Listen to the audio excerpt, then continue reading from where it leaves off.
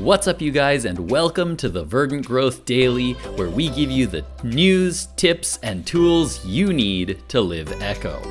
My goal is to help put you in the right mindset to live more in line with your own values and to change your life, to make it more fulfilling, sustainable, and balanced with nature.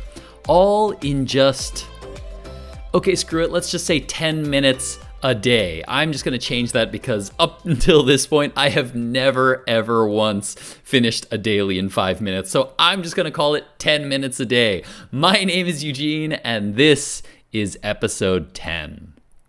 I wanted to start by congratulating myself. I just wanted to congratulate myself for a minute to actually thank myself for getting to episode 10 of this. Starting this podcast / live daily has been a big challenge for me. It's difficult, and I'm still getting used to it. Even now, I feel really nervous being live and having potentially people watching me.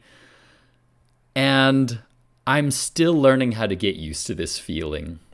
I do recognize that at times it feels really scripted. It feels almost like I'm reading off a script. And in some cases, I am. I do make notes for what I want to talk about before I go live. And it's been a new challenge for me. It's been a new, unique challenge. And I've slowly been trying to figure out ways to get more comfortable talking live without the ability to go back and to be able to edit anything I've said. Every single mistake, every single and all end up getting put into the podcast and into the daily. And that's something that I'm not 100% comfortable with, but I'm here and I've made it up to 10 episodes, and I'm pretty proud of myself for having gotten this far. Just wanted to start off the daily with that today. That being said, what I wanted to talk about today, it's probably actually going to be a little bit of a shorter daily today. Today, I just wanted to talk about something that came up to me when I was, something that came to me when I was walking with my dog today. I talked about yesterday how getting a dog brought lots of unexpected positives, right? I expected owning a dog to be troublesome or annoying or just stressful. But there were a lot of things that ended up being positives in my life. And almost all of them were ones that I just didn't think about. They were all pretty unexpected.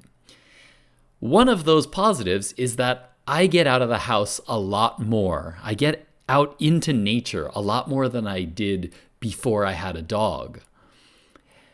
Very often when I go on these walks, I get tired of going to the same places over and over and over again. So very often I end up going off the beaten path. Just to give you an image of the kind of walks I'm going on with my dog, the area behind my house, there's like a big mountain, like directly behind my house.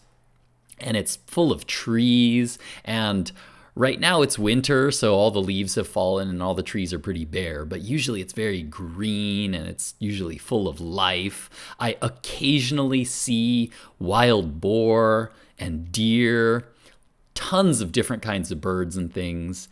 And so it's really a place where I escape from the world of people. It's a place that I would have never known about if I didn't have my dog now. And so very often, since I'm walking there almost every single day, I start thinking I want to find new places to explore. And so I very often end up just getting way off the beaten path and end up seeing different things that I hadn't seen yet.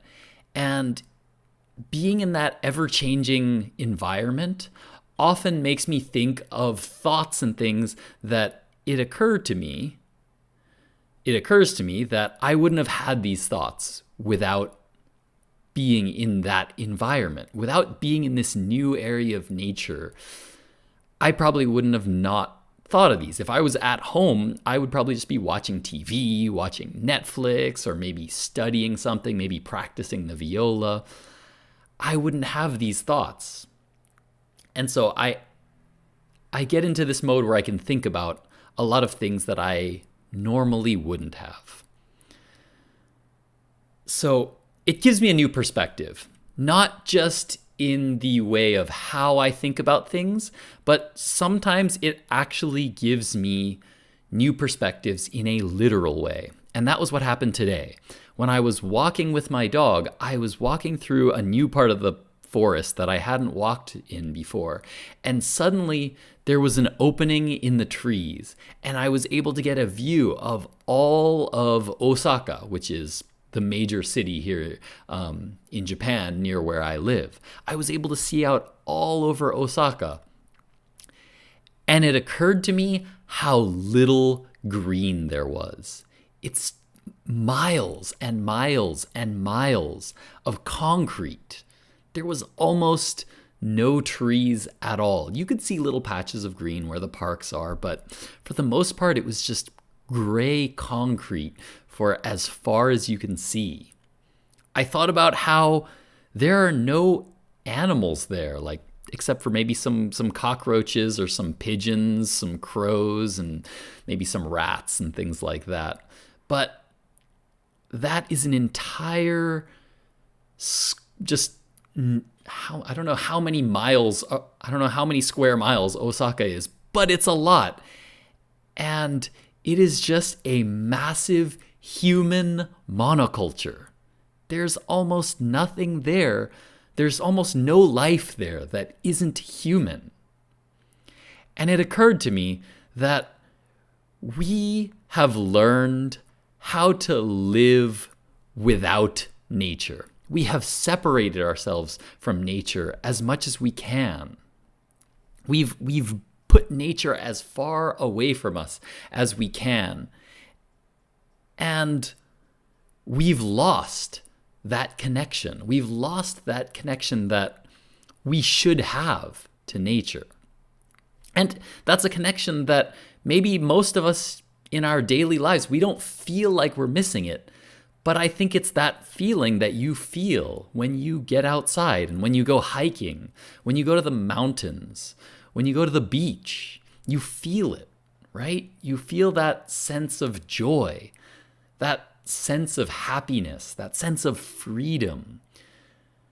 We all know that feeling, that sense of clarity that comes from nature, from being in nature, and that we very often will try to escape to on weekends. I think that humans love nature on a very, very fundamental, instinctual level. We are animals. We are highly evolved animals, but we are animals that are supposed to be part of a complex ecosystem. We're supposed to be living inside an ecosystem with other animals and trees and plants and just life all around us. But we have created a situation where we now live in concrete cities. We have lost our connection to nature. Sure, we're still connected to nature in the sense that we dump a lot of our waste into nature. We still dump pretty much all of our waste from these cities into nature, and we're still very, very intimately connected to nature in that way. But we've lost that natural connection that maybe we had hundreds and hundreds of years ago. I think it's time for us to find nature again. It's time to reconnect with the natural world that our instinctive minds are calling for. It's time to find balance with the planet that we call home. And I think that through that, we can find balance within ourselves.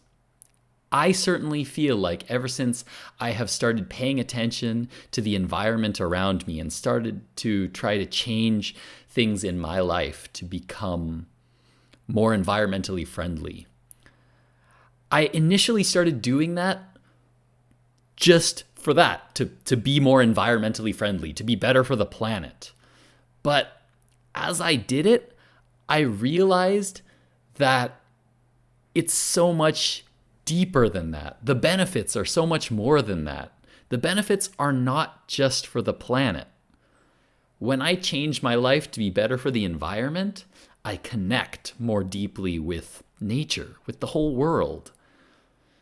I feel more balanced, and I feel like my life is better. I feel like my life has become better, not just for the environment, but for me, but for my own spirit, for my own just daily happiness. I feel better about the life I live now that I've made these changes. And so I hope that maybe that's something that you guys might also want to do. Maybe that's something that if I share my experiences, then maybe I can encourage you guys to also make some changes to your lives as well. They don't have to be big changes. You don't have to stop climate change by yourself. You just have to become a little bit more aware of your own connection to nature. And then you can slowly start to make the changes. As you become more curious, as you start to notice the ways in which your life is more connected to nature, you will find the ways to make your life more sustainable in ways that fit your values. Not because I'm telling you to make changes to your life, but because you will want to make them on your own. I hope you guys all go out and just pay a little bit more attention to your connection to nature. Thank you guys so much for watching today. Thank you guys for listening today. If you guys want to come and interact with me live, then be sure to subscribe to my channel on YouTube. Be sure to hit that notification bell so you can be notified when I go live, and follow me on Twitter. If you follow me on Twitter, then that's where I'll be posting anytime I'm going to go live. I'm trying to get up to notifying people about 30 minutes before I go live. I got 20 minutes today, so I did okay. You can also be sure to find me on social media if you guys want to read more about my thoughts. A lot of these thoughts are a little bit more fleshed out on my blog, so you can check that out at verdantgrowth.blog. And you can find me on social media in all the places that are down in the description box below, as well as on the screen right over there. Thank you guys so much for listening or watching. I really, really, really appreciate it. I finally got through 10 episodes, and I'm hoping to do a lot more. Thanks again, you guys. Eugene and Verdant Growth, out.